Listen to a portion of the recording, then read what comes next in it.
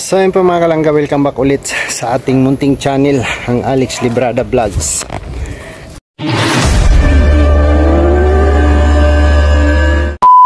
Grabe ang pananalanta ni Bagyong Juan. Uy! Sobrang dami ng damage, no? Sobrang dami ng damage ni Juan. Kalansay na yung kubo ni Kuya Awi. So dito sa kubo, buo pa naman siya. Ayan, buo pa naman yung kubo. At ano lang ang problema, pinasok lang ng tubig sa loob, no? Grabe ang tubig sa loob. Kaya abangan nyo po sa vlog ni Justin, no? Vlog ni Glyza, kung makapag-upload kami. Walang internet. At halos lahat ng poste ng kanuri ko dito ay natumba, no? So dito yung pananim natin, ayan yung kamuting kahoy na buwal. Nabuwal yung kamuting kahoy, tang palaman pa lang sana, oh. Umpisa pa lang sana yung laman. Kaso nabuwal na siya, oh. Tumba na siya. Sayang. Ay grabe, naglalaman na sana, oh. Sayang.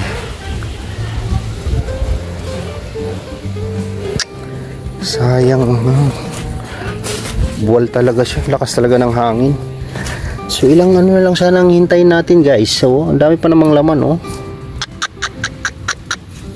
Pero sana ano pa siya. Oh, sus. Nag-i-start pa lang ang laman niya, oh. Nabuwal na. Sayang. Ganda sana, oh.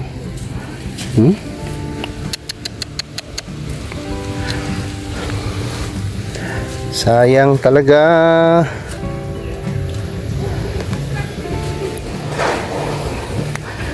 Sayang yung kamuting kahoy. Ilang buwan na lang sana yung hintayin natin, oh. Nabuwal siya, nagkalaman na sana. So wala tayong magagawa. At ganoon talaga ang buhay. Disaster, no? Yung trellis ko, gutay-gutay. Kamuti lang talagang nanatili. Kamuti lang ang nanatili. Ito yung puno ng kamuti, oh. Tignan natin. Uy! May laman na siya.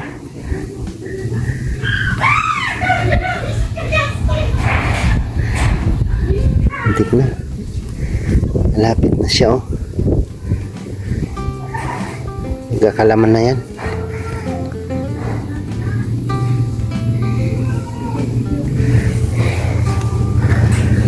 Grabe.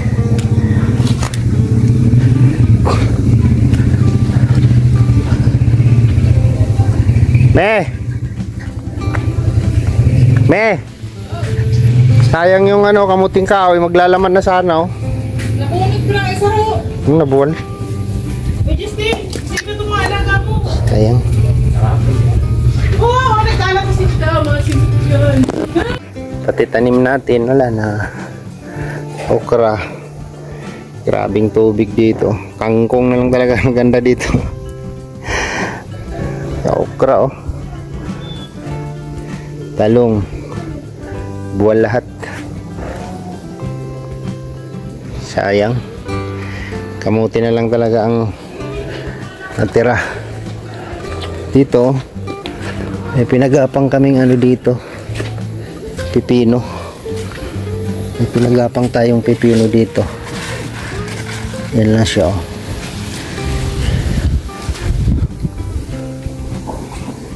Pipino.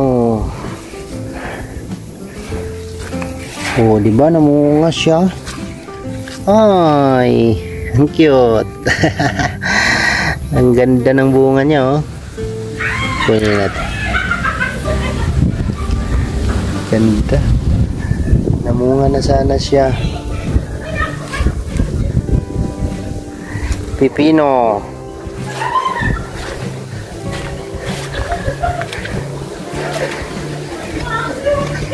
Di ba pinagkaguluhan nyo dyan? Grabe yung nangyari sa ano. Saan banda? Ano? Nababaw? Yan mo, pipino. Munga, namunga na nga siya. Ganda, di ba? Saan ilalim? Doon. Ba't hindi naman dyan sa may kabinet? Simten.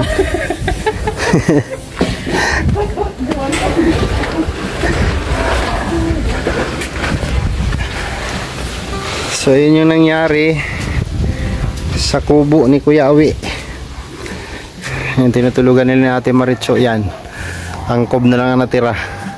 Yung yero nandito na sa baba. Pati yung ugaan ni Dudong na nakalagay dyan sa gilid ng kubo.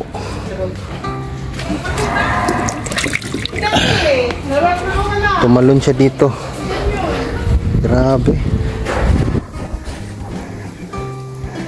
Yan po yung mga damit ni Dudong na nabasa. Hinangir muna namin dito sa kubo. Kasi basang-basa talaga siya. No, muntik madisgrasya si Justin sa kabinet, no. Tumba bigla habang naglilinis siya. So, yun. Kukunin ko na lang yung mga box lahat. Tapos ibababa natin dito. Tatakpan muna natin ang trapal. Tapos yung yero itatakip ko. So wala tayong mapaglagyan yan sa loob. Wala tayong mapaglagyan dyan sa loob kasi punong-puno po yung loob.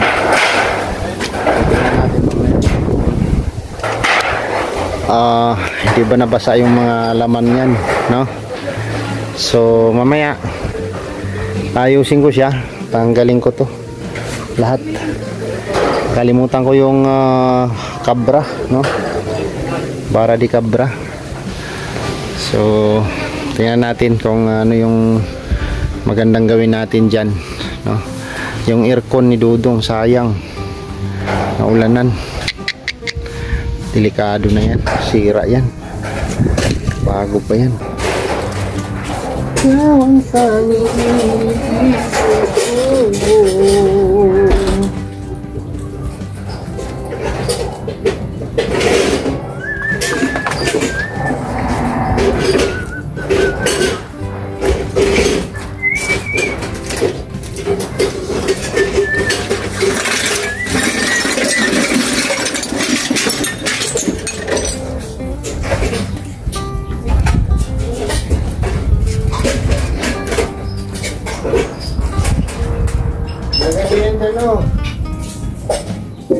Pioneer ng ano ay gas cooker.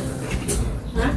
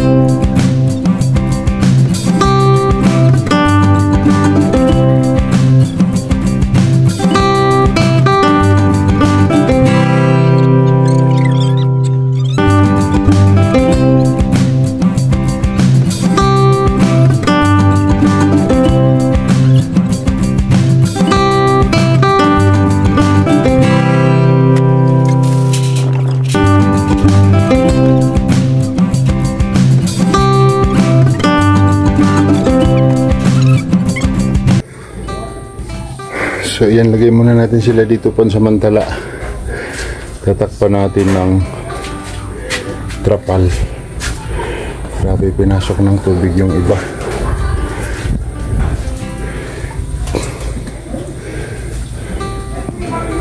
Alright. So ayan po mga kalangga, grabe. Dami pang kalat dito, no? Maligpit pa tayo ulit. Dami, nagliparan yung mga kahoy, oh. Plywood, lahat nahubaran po yung kubo ni Kuya Awi. Pati bubong, lipad, no? Nandito yung mga bubong niyang iba, oh. Sama yung pinagpakuan, ano? Grabe. So lahat po ng mga nakabox, so ito muna, tinakpan muna natin, oh, dito. Para hindi na siya pagka umulan, masahod or matakpan siya, hindi siya mababasa. So okay lang yun nandyan. Mga styro lang yan dyan, styro, yung pang gym, tsaka yung kama ni Kuya Victor, ni paring Victor, yung kama niya. So okay lang muna yan dyan. Susunod pagka medyo okay na, kasi maulan-ulan pa po ngayon, oh. Medyo ano pa po si haring araw. Pinsala lahat, grabe ang pinsala.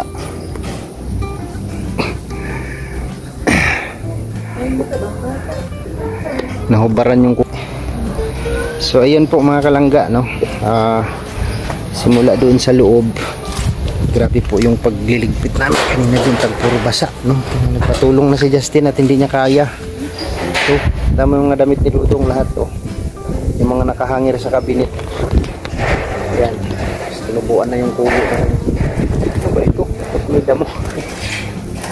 May damo. Ano siya? Yung tumutubo sa lumot, no? Ang tawag nito.